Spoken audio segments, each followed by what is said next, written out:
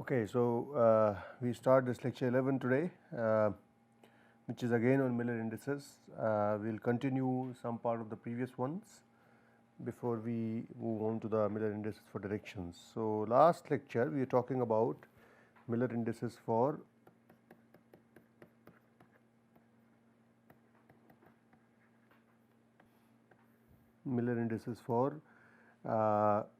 planes,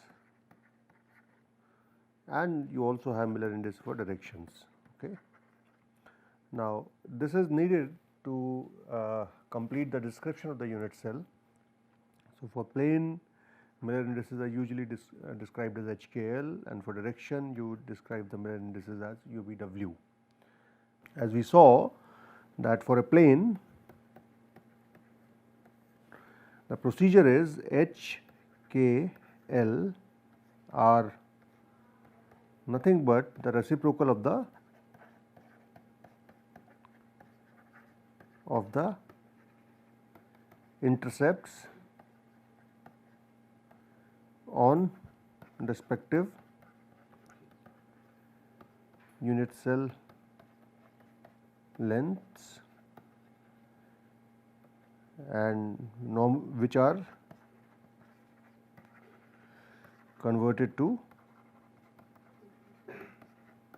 the smallest set of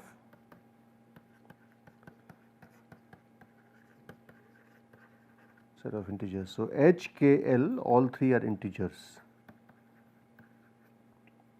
They can be positive as well as negative. So, I will just go through some more descriptions of HKL in a unit cell.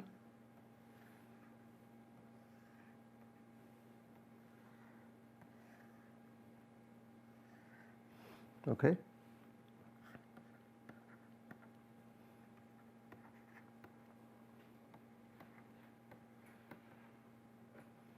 Okay. Now, let us say you want to draw a plane which is 1, 2, 3. Okay. So, what you do for that is you go as so this is H, this is K, this is L. So, on x axis your intercept is 1 over 1, on y axis your intercept is 1 over 2, on z axis the intercept is 1 over 3. So, you can see here this is 1, this is half, and this is 1/3, and you can choose this as the origin O because all three are positive. So, if you go in this direction it is plus x, if you go in this direction it is plus y, if you go in this direction it is plus z, and if you connect all three of them,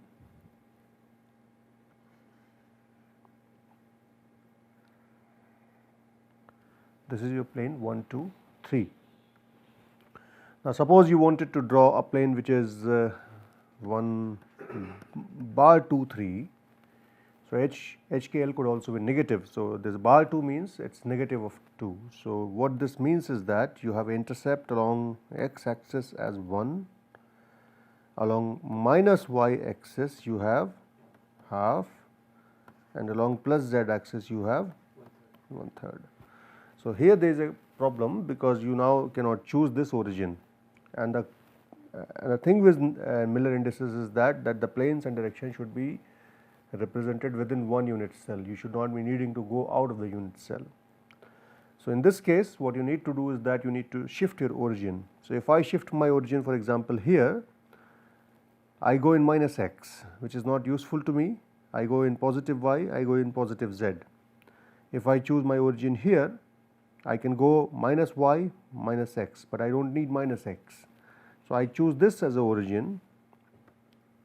This is O prime, let us say. So, if I come in this direction, this is plus x. If I come in this direction, this is plus minus y, and if I go in direction 1 above, this is plus z. So, I can now draw the intercept. This is along the x intercept, along the A length of the unit cell, which is 1. So, it is at A, this is at half, and this is at 1/3 somewhere here. So, if I now connect these 3 points,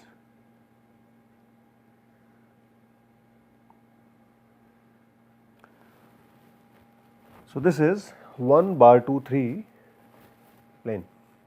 Now, so this is how you, and you can identify a plane. If I told you the, as I told you the procedure in the last class, that if you have a plane drawn within a unit cell,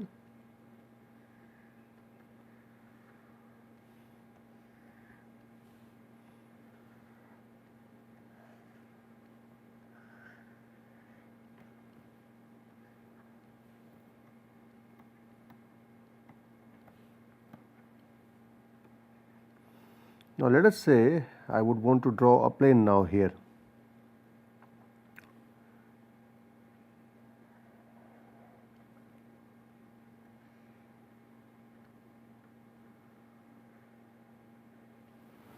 Let us say this is the plane, okay, or let me just draw it in green. This is the one.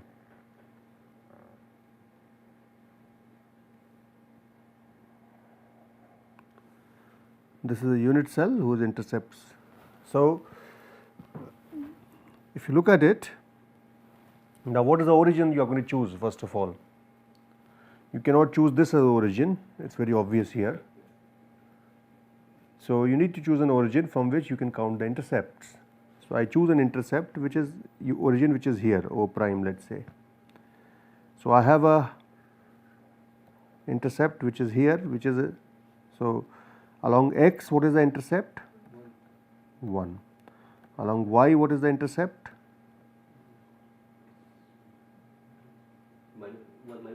Minus 1. Along z what is the intercept? Plus half. Convert it into reciprocal.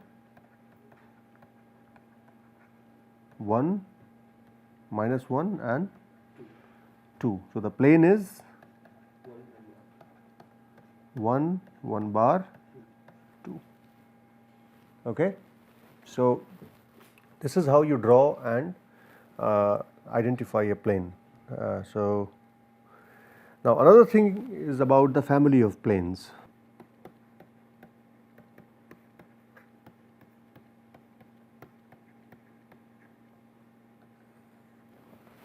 Okay. So, if I draw a cube, if this is, let us say, if this unit cell is not a, is just a cube, okay.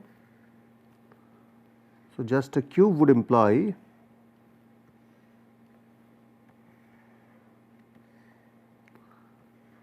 so this is a cube, all right. So,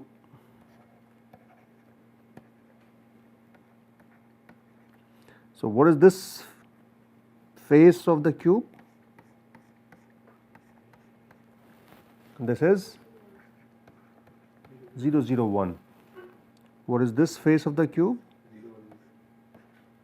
0 1 0. And what is this face of the cube? 1 0 0. Now, in a cube all these three are identical. So, in a cube 0 0 1, 0 1 0 and 0 0 1 planes are similar planes because of symmetry. If you turn the x axis by 90 degree, then it would look similar to 0 0 1. If you do the rotation of y axis, if you do the rotation of z axis by 90 degrees, all of them will look same, right. So, I can represent these as 0 1 0 0 planes by these curled brackets, okay. So, this would mean a family of 1 0 0 type planes, but only valid for a cubic system, okay. So, 1 0 0 here would mean it implies 1 0 0, it implies 0 1 0, and it implies 0 0 1. Okay. So you can see that you have, so likewise you can have, so you can see that there is a multiplicity, right. So in case of cube, 1 0 0 implies you also have bar 1 0 0, 0 1 1 0 0 and 0 0 bar 1. So you have, depending upon how you look at it, there are 3 different types of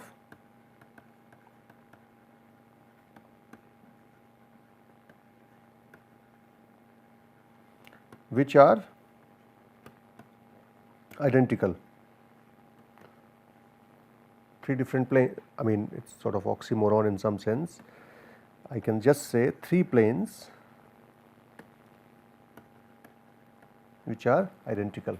Okay. Similarly, if you look at 1 1 0, 1 1 0 would imply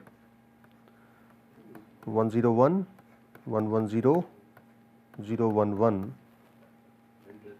It would also imply 1 0 bar 1, 1 bar 1 0, 0 1 bar 1, and you can make some more combinations out of it. So I will just leave them to you. So these are called as family of planes, and this is, so if you look at the number of planes here, this is called as multiplicity of the planes. So in a cubic system, your, if you look at just 1 0 0 type, it's 6 planes, but crystallographically speaking it is 6 planes if you include the negatives into account. Okay. Similarly, if you look at HH0, you have HH0 will have you have 12 of them. So you can have 1 0 1, 1 1 0 and so on and so forth. You can have bar 1 0 1, you can have bar 1 1 0 and 0 bar 1 1, and you can have bar 1 0 bar 1, bar 1 bar 1 0 and 0. So there are 12 of these. Okay. Similarly, if you go to HHH, which is nothing but, let us say, 1 1 1 kind of plane. So 1 1 1 would mean 1 bar 1 1, 1 1 bar 1, bar 1 1 1, and you will have other options as well, 1 bar 1 bar 1, bar 1 1 bar 1 and bar 1 bar 1 1, and so you have in total of 8. So you have 8 multiplicity. So similarly, for a cube, if you take HKL, HKL kind of planes will be 48. If you look at HHL, it will be 24. If you look at HK0, it will be 24, and so on and so forth. Okay. So this is for cube. Okay. Now if I do the same exercise now in a tetragon, let us say I take a tetragon.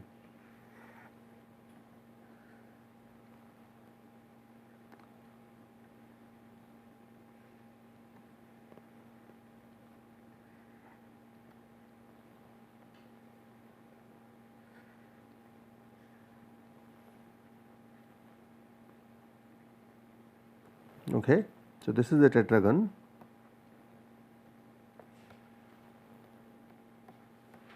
So here A is equal to A is not equal to C. Okay.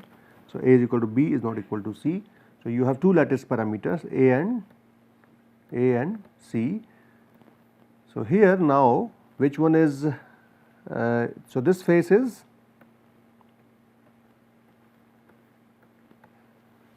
this is 0 1 0, this is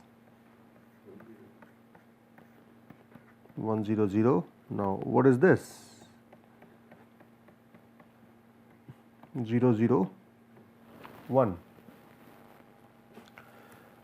Now this plane, of course, because of tetragonal symmetry, is different as compared to the other two planes. This has a 4-fold, these two have a 2-fold, and in terms of atomic density, in terms of spacing, it's different. So in case of tetragonal system, so this is tetragonal, okay. So in case of tetragonal, 100 and 010 are equivalent, but 001 is not. So in case of tetragonal, you draw H00, multiplicity will be 4. This will imply H00, 0H0,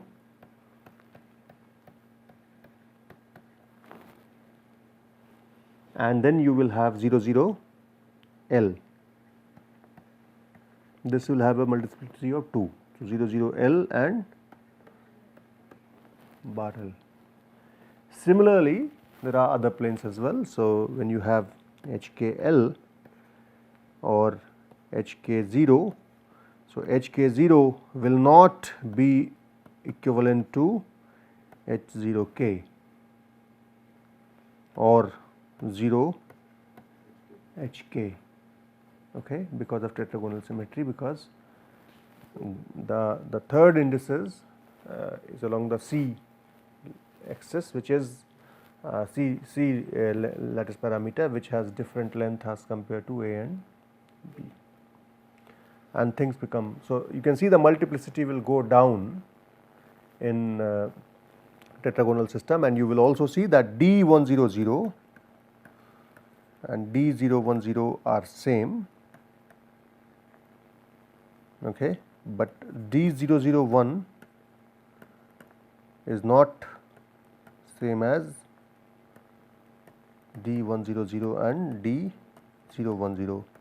So the formula that we saw, D is equal to A divided by square root of H square plus K square plus L square, this is valid only for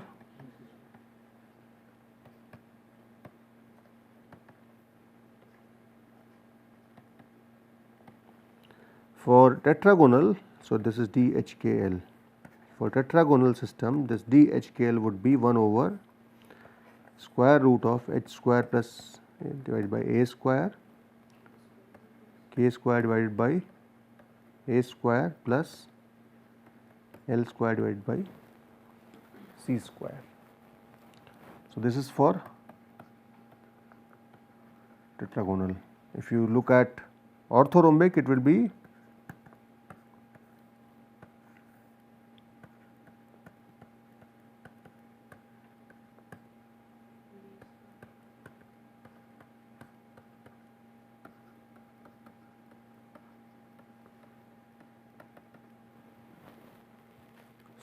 now formula looks fairly similar for these three are orthogonal systems, okay. Orthogonal systems. For non-orthogonal systems,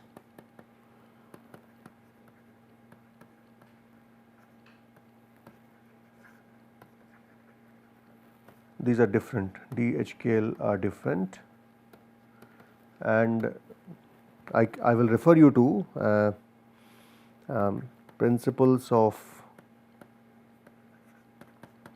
X-ray diffraction by B.D. Kaliti. So at the back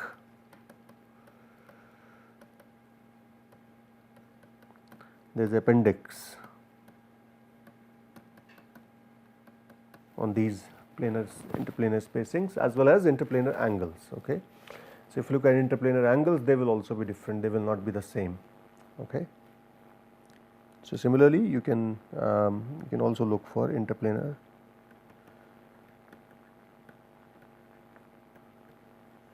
angles, also have different relations, okay. So this again you can find in Kaliti, okay. Now so this is about the tetragonal system. Now if I go to now directions. So here we have finished the plane part. Okay. So what we have learned is how to draw a plane, how to determine a plane, how to basically the Miller indices of a plane which is drawn, how to find the interplanar spacing, and how to find the interplanar angles. So interplanar spacing, so D100, D010, D001 are all same for cubic. In case of tetragonal, D100 is same as D010, but it is not same as D001 for tetragonal. In case of orthorhombic,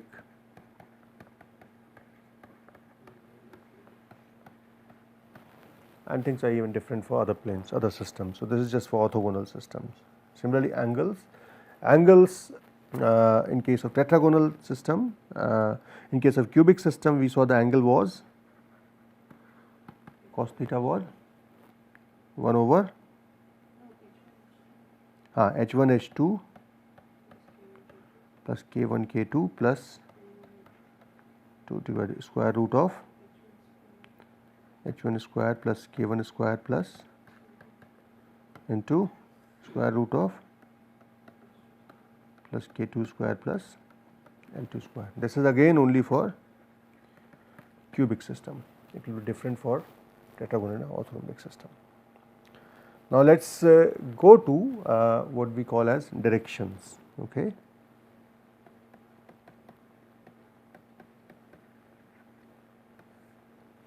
Now directions are nothing but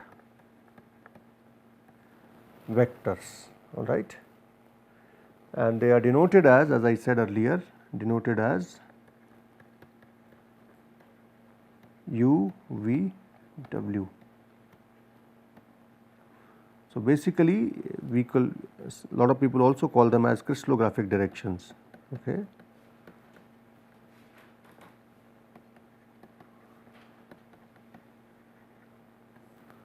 Crystallographic directions. So basically so it is nothing but a vector. So you resolve the components, so resolve the vector components and then along the crystallographic axis and then reduce them to smallest set of integers. Okay. So let us see how we work along this. So you have I will again draw a unit cell.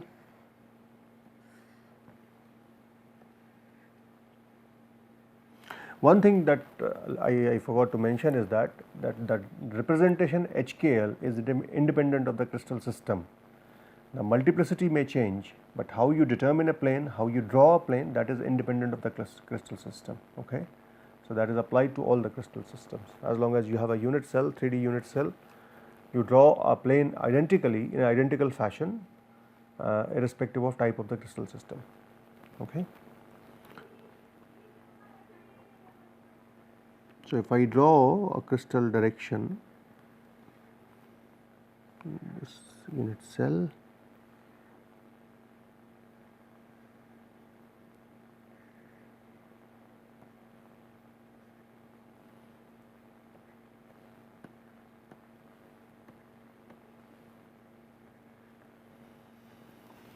okay.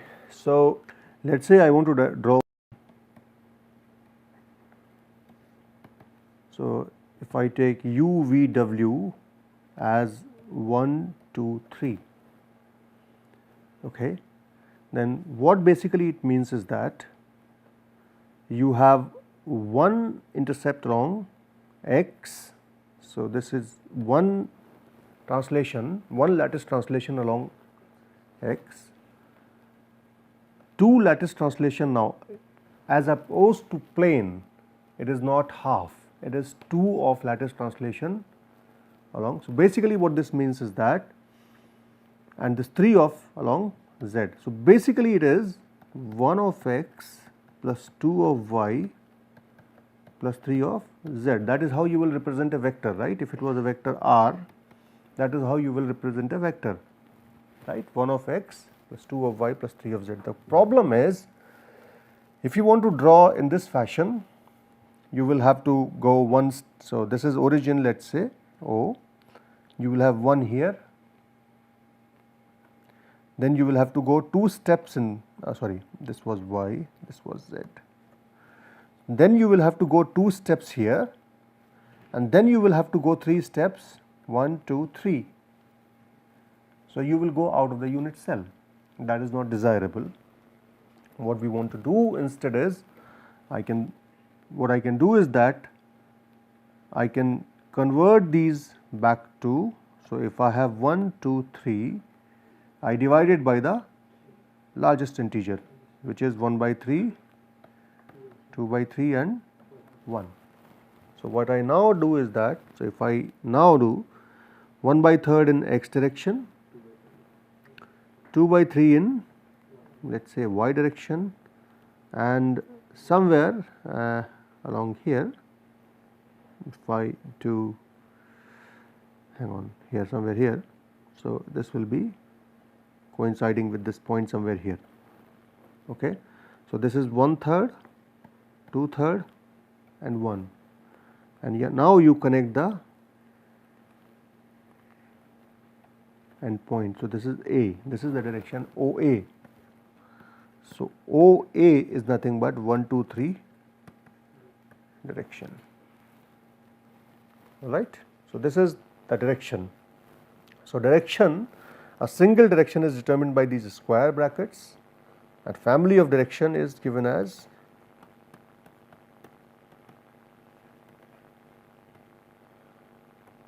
one U V W. So, this is single direction, this is family of directions. Now, let me now take a few more examples. Okay.